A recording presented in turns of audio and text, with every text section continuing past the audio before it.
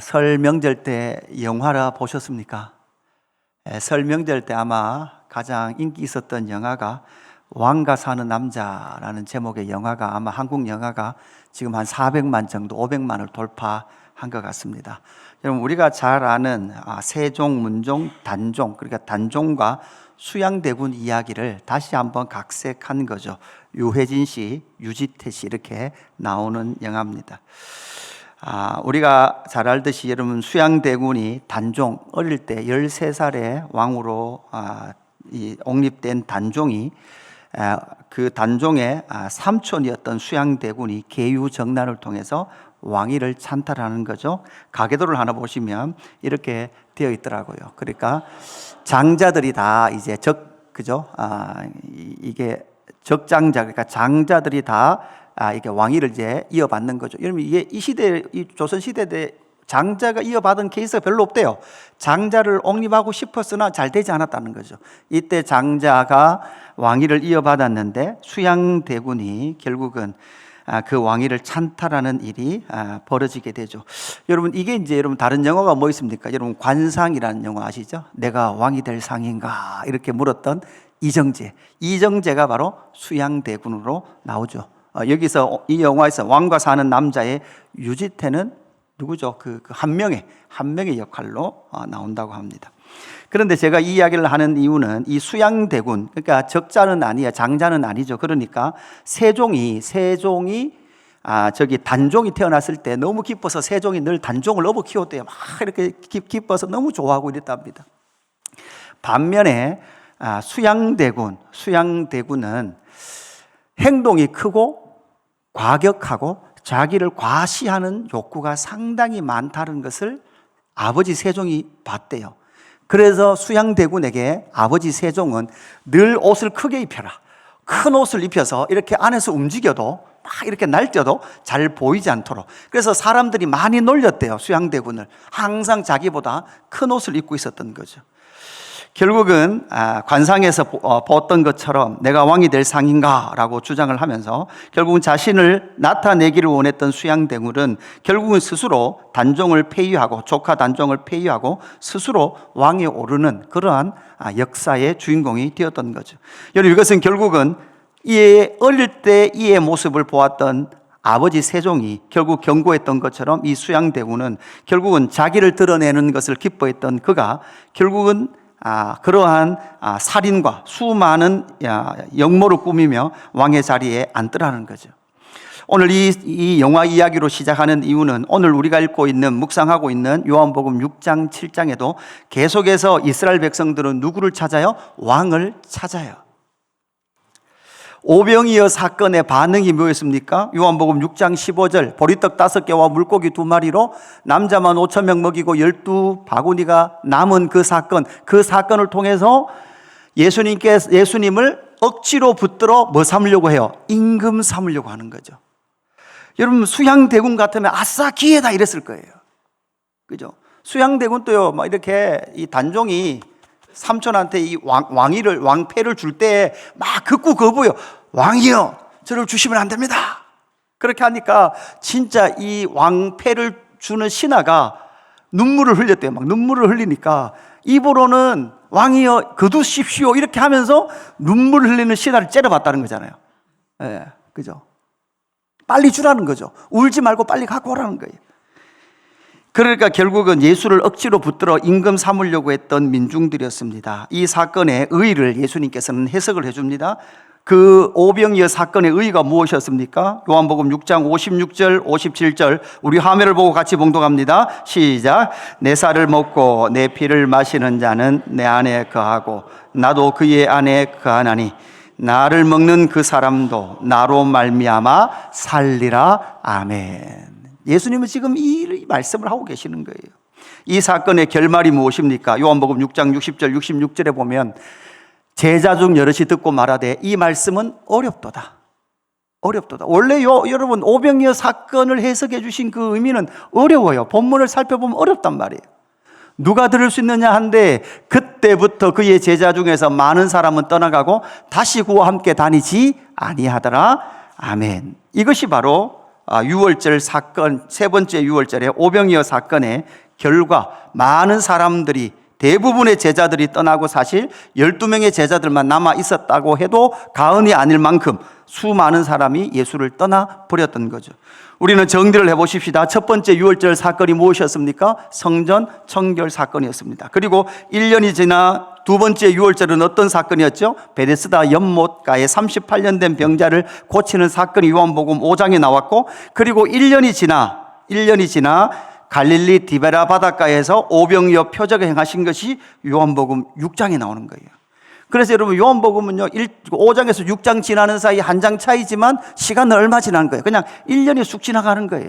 그러니까 유월절. 그래서 뭐라 그랬다고요? 절기 퍼레이드로 요한복음은 지나가게 되죠. 그리고 나서 이제 유월절에, 여러분 세 번째 유월절에는 여러분 예수님께서 제가 말씀드렸죠. 유대로 갔습니까? 아니면 갈릴리 바닷가에 계셨습니까? 갈릴리 바닷가에 계셨단 말이에요. 유대에 가시지 않았어요. 가시지 않은 이유가 무엇입니까? 요한복음 5장 18절에 분명히 이렇게 말씀하고 있죠. 유대인들이 이로 말미암아 더욱 예수를 죽이고자 하니 이는 안식일을 범할 뿐만 아니라 하나님을 자기의 친아버지라 하여 자기를 하나님과 동등으로 삼음이라. 그러니까 지금 예루살렘은 누구를 죽이려고 해요? 예수님을 죽이려고 하는 거예요. 언제? 요한복음 5장은 어떤 사건? 38년 된 병자를 어떤 요일에? 안식일에 고친 사건 때문에.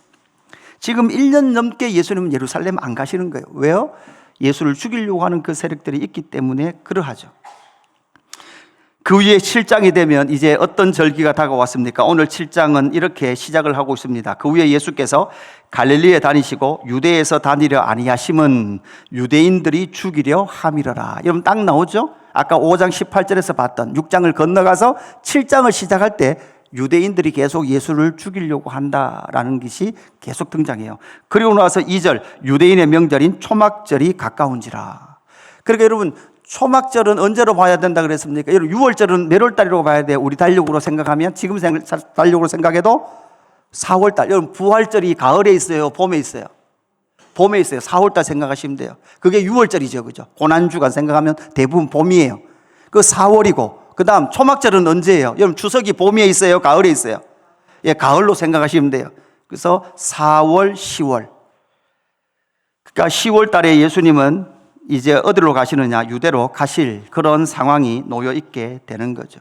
예수님께서 이제 네 번째 유월절, 이때 10월 달에 가시면 이제 6개월 지나 그 다음에 4월 달에 뭐를 지시게 돼요? 십자가를 지시게 됩니다. 이번에 6개월 전 초막절에, 이번에 유월절이 아니에요. 초막절에 예수님께서 유대로 가시면 이제 십자가에서 돌아가시는 그런 사건이 일어나게 되죠. 이 사건 가운데서 3절, 4절 예수님의 동생들이 등장을 하게 됩니다. 3절, 그 형제들이 예수께 이르되 당신이 행하는 일을 제자들도 보기에 여기를 떠나 유대로 가소서. 스스로 나타나기를 구하면서 묻혀서 일하는 사람이 없나니 이 일을 행하려 하거든 자신을 세상에 나타내소서 하니. 여러분 오늘 제목이 자신을 세상에 나타내소서. 제가 왜 앞에서 수양대군 이야기를 했는가 하면 바로 자기를 나타내기를 좋아했던 사람이 누구였다고요? 수양대군이었다고요. 그것처럼 지금 예수님의 동생들도 예수님을 지금 어떤 눈으로 봐요? 여러분 여기 예수님에 대한 오해들이 많이 나타나고 있죠. 스스로 나타나기를 구하면서 묻혀서 일하는 사람이 없나니 이 일을 행하려 하거든 자신을 세상에 나타내소서. 앞으로 예수님은 자신을 세상에 나타내실 거예요. 앞으로 나타내실 거예요. 아직 때가 되지 않았을 뿐이에요. 그러나 자기를 나타내는 것 역시도 예수님의 동생들이 생각하는 그러한 자신을 나타내는 것이 아니란 말이에요. 사실 저 말은 제자들이 예수님을 좀 뭐 하는 거예요? 사실은 좀 비꼬고 있는 거예요. 제가 이 말씀을 묵상하면서 믿음의 여정 가운데 사실 우리 안에도 끊임없이 등장하는 것이 무엇입니까? 자기를 세상에 나타내는 거예요. 나를 세상에 나타내는 거예요. 여러분, 내가 세상에 나타나지 않으면 억울해요. 불편해요. 교회에서도요, 여러분 대부분 힘든 게 뭐예요? 내 의견과 내 주장이 관철 안 되면 힘들어요. 내 생각이 옳은데 내 생각을 안 받아주면 다 힘들어요. 여러분 작게나마 크게나마 끊임없이 우리는 어떤 옛사람의 본성을 가지고 있는가 하면 나를 끊임없이 드러내고 싶어하는 욕심이 있는 거죠. 여러분, 마태, 마가, 누가, 공관복음에는 특별히 앞부분에 예수님이 공생에 시작하실 때에 광야에서 40일 금식하시고 뭐를 당하는 장면이 나와요? 마귀에게 시험 당하는 장면이 나오죠. 돌을 떡으로 만들어 먹어라. 성전 꼭대기에서 뛰어내려라. 마귀가 나에게 절해라. 그러면 천하만국의 영광을 다 보여주고 이걸 다 네 거 해줄게. 이렇게 유혹을 한단 말이에요. 이게 여러분 마태, 마가, 누가 복음에 모두 나오는 예수님의 세 번의 시험이었는데 요한복음에는 이 예수님의 광야의 시험이 기록되어 있을까요? 생략되어 있을까요? 생략되어 있어요. 생략되어 있는데 요한복음을 쭉 묵상해 보면 계속 예수님을 시험하는 요소가 계속 나와요. 왕 삼으려고 해요. 시험이에요, 시험. 그죠? 여러분이 저를 왕 삼으려고 그러면 저는 왕 되고 싶은 의견이 있습니다. 의사가 있다고요. 그죠? 왕 정도로 만족할 수 없는 게 문제긴 하지만 사실 천하만국의 영광을 보여주고 이거 다 네 것 해라. 근데 엄밀히 말하면 여러분 천하만국은 사실 누구 거예요? 예수님 거예요. 이게 마귀가 속이는 능력이 있는 특징이 되는 거죠.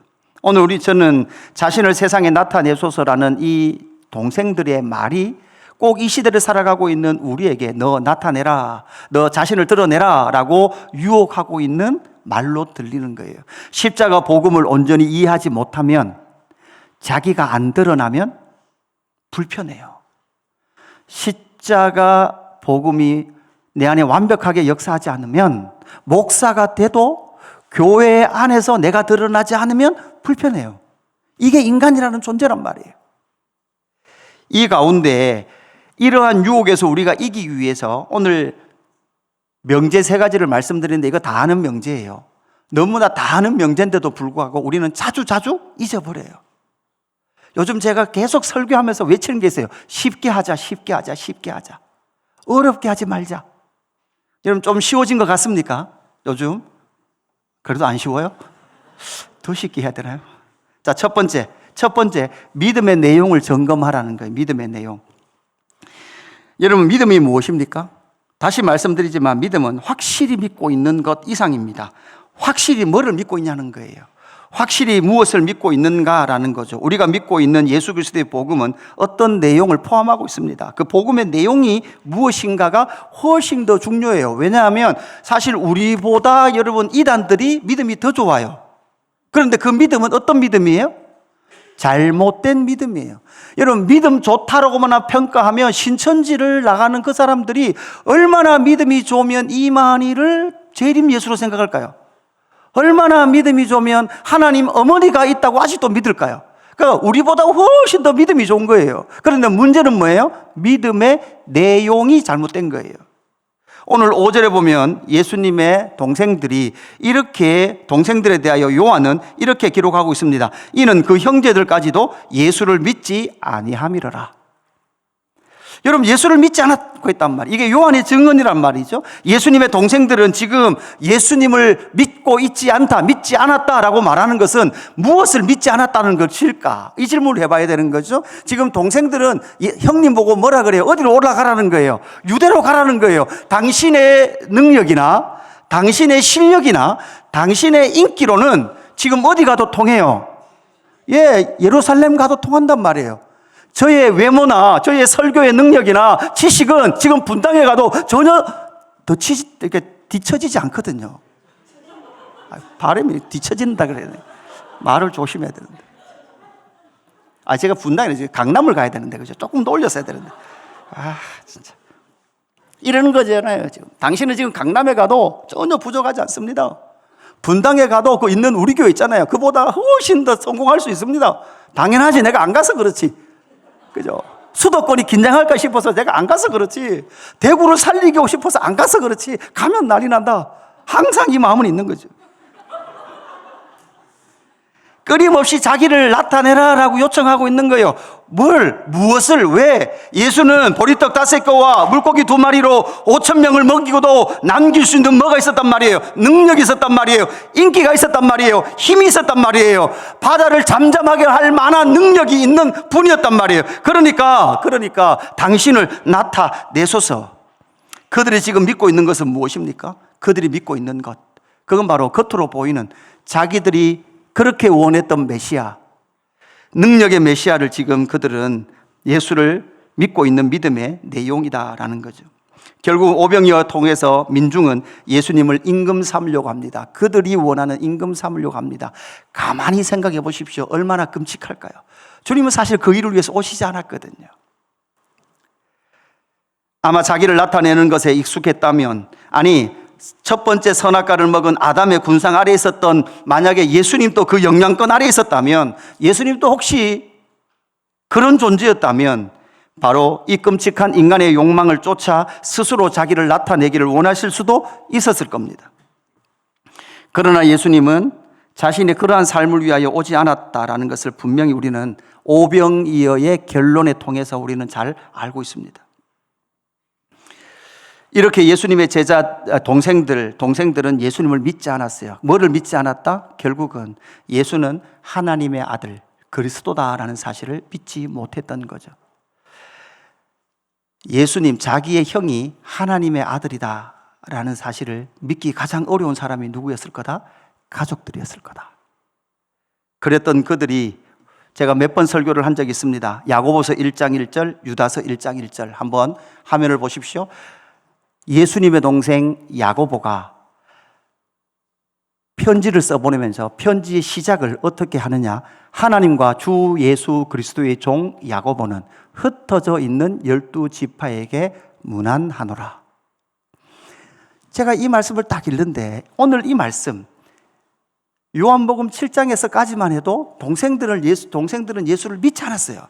믿지 않았는데 중간에 어떤 사건이 있었는지 나중에 뒤에 가서 살펴보겠지만, 그 사건이 있은 이후 예수님의 동생 야고보가 편지를 써보내면서 그 편지의 시작을 하나님과 주 예수 그리스도의 종 야고보는 이렇게 편지를 써보내겠다는 거예요. 이게 다시 늘 말씀드리는 거지만, 자기를 드러내기 좋아하는 사람, 저 같은 사람은 제가 예를 들어서 예수님의 동생 야고보예요. 그리고 여러분에게 편지를 써보내요. 그러면 저를 어떻게 소개한다고요? 나 예수의 동생 성호는, 이렇게 편지를 써보내면 편지의 권위가 어떨 것 같아요? 훨씬 더 높을 것 같아요. 야, 예수님의 친동생이다. 예수님의 친동생이다. 그런데 야고보는 절대 그렇게 쓰지 아니하시고 하나님과 주 예수 그리스도의 종 야고보는 이렇게 쓰고 있는 거예요. 요 한 줄이 제가 성경을 묵상하다가 연구하다가 어느 날 너무 큰 감격을 오는 거예요. 어떻게 진짜 그전까지는 자기의 형을 자기들이 생각했던 그러한 메시아로 믿었던 그들이, 자신의 기대와 힘과 능력만을 추구했던 그러한 메시아를 믿었던 예수님의 동생들이 이제는 우리 형 예수가 아니라 그 예수는 누구였다? 하나님의 아들 그리스도였다. 그리고 나는 그의 종이다. 유다도 마찬가지죠. 유다서 1장 1절을 시작하면서 예수 그리스도의 종이요 야고보의 형제인 유다는 이렇게 쓰고 있단 말이에요. 여러분, 이게 얼마나 귀해요. 보죠. 예수님의 형제 야고보, 유다 이렇게 써도 전혀 문제가 없어요. 그런데 그렇게 쓰지 않아요. 예수 그리스도의 종이요 슬러시하고 쉼표 찍고 야고보의 형제인 유다는 이렇게 쓰고 있더라는 거죠. 결국은 예수는 누구인가에 대한 답을 알았습니다. 그는 예수는 누구인가? 하나님의 아들이다. 우리가 생각하는 그러한 메시아, 내가 그렸던 메시아가 아니라 하나님께서 이 땅을 구원하기 위해서 보내주신 하나님의 아들이다라는 것을 그들은 믿기 시작했고, 그래서 그들은 바로 우리는 예수님의 동생이 아니라 예수 그리스도의 종이다 이렇게 선포하고 있는 거죠. 여러분, 여기서부터 우리의 믿음이 사실은 새롭게 시작되는 거예요. 새롭게. 어떤 데서부터? 나를 드러내기 좋아하는 부분에서부터 다시 누가 드러나도록? 예수님이 드러나도록 신앙해야 될 줄로 믿습니다. 에베소서 4장 22절에서 24절 우리 같이 한번 봉독하십시다. 너희는 유혹의 욕심을 따라 썩어져 가는 구습을 따르는 옛사람을 벗어버리고 오직 너희의 심령이 새롭게 되어 하나님을 따라 의와 진리의 거룩함으로 지으심을 받은 새 사람을 입으라. 아멘. 여러분, 여기서 유혹의 욕심을 따라 썩어져 가는 구습을 따르는 옛사람이 누굴까? 이게 아마 회심하기 전에 예수님의 동생들 같아요. 자기를 나타내십시오. 당신을 드러내십시오. 여러분, 이 안에 뭐도 포함되어 있어요. 우리 형님이 드러나면 누구도 드러나는 거예요? 나도 드러나는 거예요. 그것을 기대했던 그들, 그것이 바로 썩어져가는 구습을 따르는 옛사람의 존재가 늘 이런 존재죠. 그래서 우리도 때로는 옛사람의 흔적이 내가 드러나지 않고 내가 인정받지 못하고 내가 누구로부터 인정받지 못할 때 우리 안에 뭐가 올라와요? 답답함과 그죠? 섭섭함이 올라오게 되어 있더라는 거죠. 두 번째, 첫 번째는 믿음의 내용을 점검하라. 여러분, 왜 믿는지, 무엇을 믿는지를 잘 점검하십시오. 두 번째는 성령의 충만을 받으라. 이건 뭐 당연한 것 아니겠습니까? 이 말을 더 설명할 필요가 있겠습니까? 그런데 앞에서 말씀드렸던 것처럼 요한복음 7장에서는 예수님의 동생들이 예수님을 믿지 못했어요. 그런데 야고보서나 유다서를 보니까 예수님의 동생들이 드디어 우리의 형이 아니라 예수는 우리의 형이 아니라 하나님 아들 그리스도다라고 그렇게 기록하고 있는 이유는 바로 믿음의 전환이 일어났다라는 거죠. 하나님을 떠난 인간은 언제나 죄의 본성을 따라 스스로 믿고 싶은 대로 믿어요. 다시, 인간은 죄의 본성을 가진 인간은 좀 죄송하지만 내가 믿고 싶은 대로 믿고 있습니다. 그걸 주의해야 돼요. 옛사람의 본성대로 믿으면 누구처럼 믿어요? 예수님의 동생들처럼, 요한복음 7장처럼 믿어요.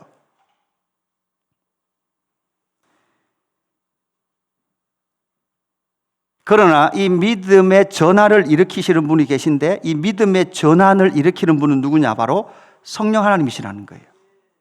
예수님 이번에 예루살렘에 가시면 십자가에 죽으세요. 예수님은 앞으로 본문에 보시면 예루살렘에 조용히 가시죠. 그런데 조용히 올라가시는데 왜 올라가시는가? 예루살렘에 가시는 이유가 무엇인가? 예수님께서 십자가에 죽으시러 가시거든요. 근데 그 죽음은 무엇과 연결되어 있습니까? 요한복음 6장 63절 우리 같이 이 말씀도 다시 한번 더 봉독하십시다. 요한복음 6장 63절 살리는 것은 영이니 육은 무익하니라. 내가 너희에게 이른 말은 영이요 생명이라. 그러나 너희 중에 믿지 아니하는 자들이 있느니라. 아멘. 여러분, 이것도 보십시오. 여기도 믿지 않는 자들이 있어요. 가룟 유다를 이야기하고 있지만 그럼에도 불구하고 끊임없이 내가 믿고 싶은 대로 믿는 거예요. 살리는 것은 여러분 뭐라고요? 영이니. 육은 무익하니라. 여러분, 육은 필요 없다는 말이 아니라 살아나지 않은 육을 가지고 있는 것은 진짜 죽음이라는 거예요. 영이 살아나지 않으면 무익하다는 거죠. 내가 너에게 이런 말은 영이요 뭐라고요? 생명이라.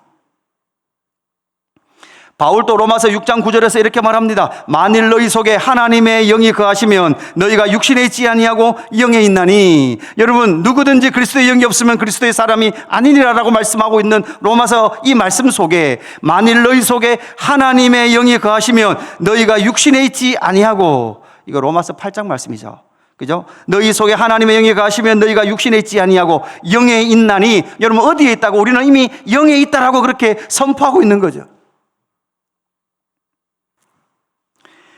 결국은 영적인 문제를 다루기 위해서 이 땅 가운데 오신 거죠. 그러나 지금 예수님의 동생들은 영적인 일에 대하여 전혀 인식하고 있지 못합니다. 그렇다면 그들이 언제 바로 이 영적인 일을 알게 되었을까요? 그 전환점이 어디였을까요? 그럼 당연히 이 전환점은 사도행전 1장 13절 14절에 나타나는 마가 다락방이었습니다. 들어가 그들이 유하는 다락방으로 올라가니 베드로, 요한, 야고보, 안드레와 빌립 그리고 예수님 제자들이 쭉 나와요.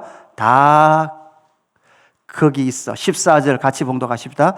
여자들과 예수의 어머니 마리아와 예수의 아우들과 더불어 마음을 같이하여 오로지 기도에 힘쓰더라. 아멘. 이 예수님의 동생들도 지금 마가 다락방에 거하면서 오로지 기도하기를 힘쓰므로 말미암아 그들이 성령의 충만함을 받을 때 그들의 뭐가 일어나요? 믿음의 전환이 일어나요. 믿음의 전환. 믿음의 전환이 일어나니까 이제는 우리 형님 예수가 아니라 하나님의 아들 예수로 바뀌는 거예요.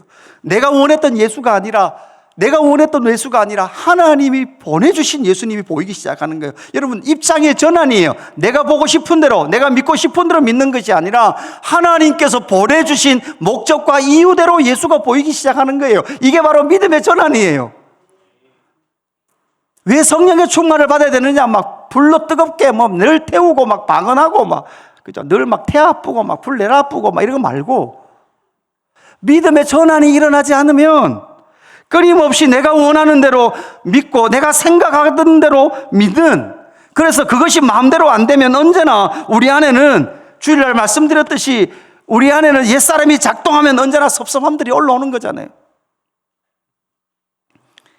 성령의 충만은 오로지 기도에 집중하는 이 일을 통하여 아름다운 조화의 영광을 이루어냅니다. 하나님의 절대 주권과 인간의 자유의지, 하나님의 절대 주권과 인간의 자유의지, 인간의 자유의지는 무엇입니까? 하나님의 절대 주권은 무엇이었습니까? 성령을 보내주시길 원하셨어요. 이게 하나님의 주권이에요. 인간의 자유의지는 무엇이었습니까? 오로지 기도하기를 힘썼다는 거예요.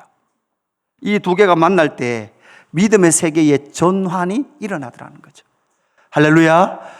여러분, 이 전환이 일어남으로 말미암아 그들이 이제 바른 믿음을 가지게 소유하기 시작하더라는 거예요. 여러분, 이 계기가 없으면 심각한 복음의 왜곡이 일어나요. 교회가 여러분 누구 때문에 자주 아플까요? 어떤 사람들 때문에 많이 아플까요? 여러분, 교회 안에 수많은 이런 전환이 일어나지 않은 사람들이 너무 많다면, 이런 성령을 통하여 우리의 믿음의 전환이 일어나지 않은 사람이 교회에 많으면 많을수록 여러분 뭐예요? 교회는 아파요.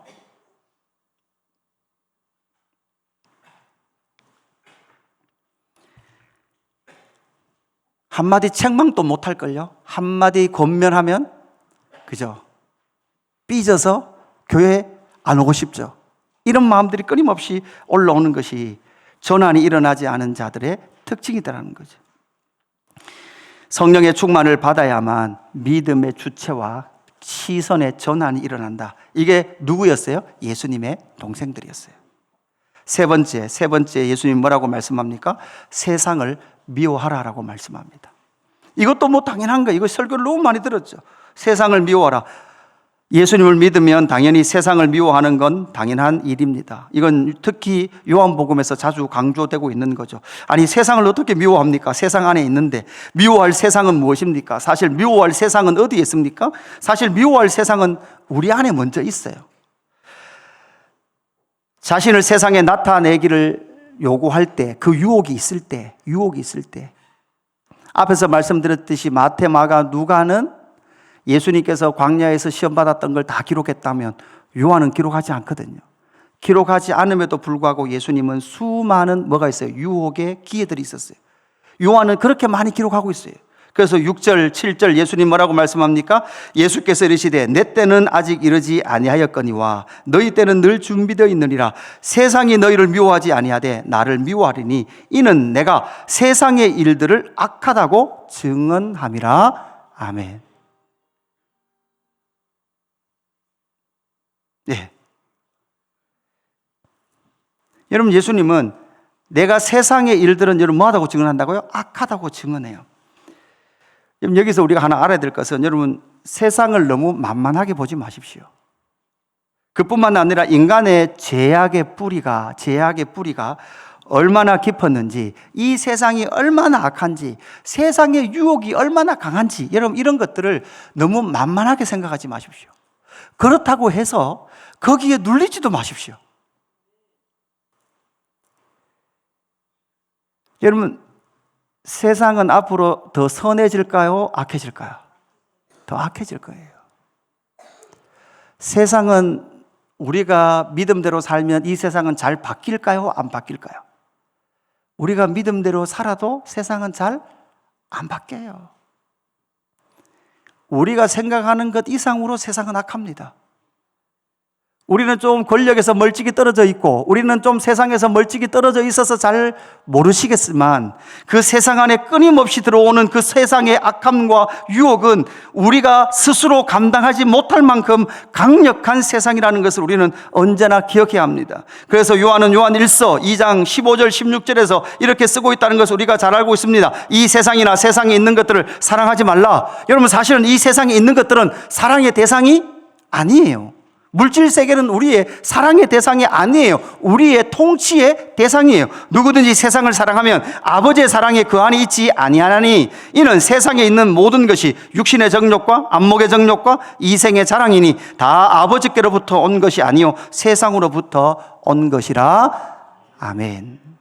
그래서 요한복음, 요한의 서신서를 보면 강력하게 세상을 사랑하지 말래요. 너무나 명확하게 쓰고 있는 거예요.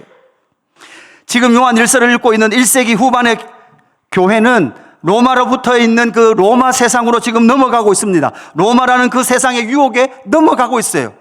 어떻게 넘어가고 있습니까? 여러분, 어떤 분이 그렇게 말하더라고요. 예수 믿으면 제일 먼저 배우는 게 세상을 거부하라는 거예요. 그래서 여러분, 교회는 막 세상에 주말에 등산 클럽도 안 가고, 잔치도 주일날은 안 가고, 라이온스 클럽도 안 가고, 술집도 안 가고, 안 가잖아요. 우리는 막 세상을 단절하고 살잖아요. 그런 것처럼 사는데, 세상을 단절하고 사는 교회인데도 불구하고, 교회 안에 세상이 너무 많이 들어와 있대요. 어떤 목사님 설교를 그렇게 하시더라고요.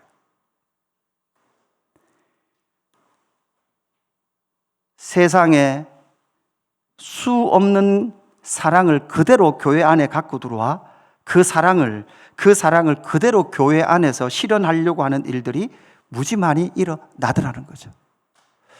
여러분, 오늘 초등부 파자마 파티인데 여러분, 여기서 애들이 서로 오늘 저녁에 싸울 수도 있어요. 여러분 자녀가 따돌림을 당할 수도 있어요.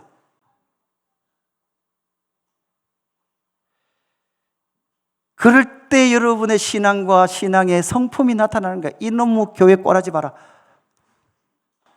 여러분, 보기보다 아이들도 여러분 악해요. 아이들 너무 선하다고 생각하지 마십시오. 우리 아이는 착한데 친구들이 문제야. 그 엄마가 문제예요. 그 엄마가 문제예요. 그 엄마가. 바울은 여러분 요한만 그렇게 말하는 게 아니에요. 바울도 갈라디아서 6장 14절 그러나 내게는 우리 주 예수 그리스도의 십자가 외에 결코 자랑할 것이 없으니 그리스도로 말미암아 세상이 나를 대하여 십자가에 못 박히고 내가 또한 세상에 대하여 그러하니라. 아멘. 요한일서 3장 13절 형제들아 세상이 너희를 미워하여도 이상히 여기지 말라. 우리는 형제를 사랑함으로 사망에서 옮겨 생명으로 들어간 줄을 알거니와 사랑하지 아니하는 자는 사망에 머물러 있으니. 여러분, 그래서 사랑해야 될 것 안 사랑하고 엉뚱한 걸 사랑하는 거예요. 이것이 바로 세상 사랑으로 나타나는 거예요. 여러분, 어떻게 하실 거예요? 한국 주식 10,000포인트 간대요. 어떡하실 거예요? 지금이라도 들어가야 돼요? 말아야 돼요? 제가 3일 금식할 테니까 물어보실 분들은 봉투에 돈 넣어서 오세요. 그냥은 안 알려드립니다. 제가 앞으로 걱정이, 여러분, 이렇게 되면요, 어떤 일인 줄 아십니까? 여러분, 모든 게 거기 다 들어가요. 지금 은행에 있는 돈조, 정기 예금 해놓은 거 있죠? 다 들어가요, 지금. 지금 다 주실까요? 다 주실까요? 그죠? 여러분, 옷 안 사 입어요. 옷, 그죠? 15만원짜리, 20만원짜리 자켓 하나 살 바에야 삼성전자 주식 한 주 사요. 헌금하라면 하겠어요? 거기 넣어놓으면 자고 일어나면 오르는데? 자고 일어나면 숫자가 바뀌는데? 뒷자리가 바뀌는 거 아니라 앞자리가 바뀌는데?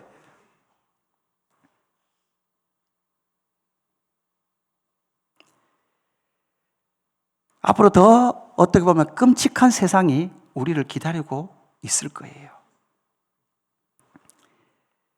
그 일을 통해서 자신을 드러내라라고 끊임없이 요청하고 있는 이 요청 속에 우리는 다시금 이 말씀을 확인해 봐야 합니다. 저도 이 말씀을 묵상하고 최근에 느끼는 하나님의 은혜는 무엇인가 하면 하나님이 왜 자랑하지 말라라고 하신 이유를 알겠어요.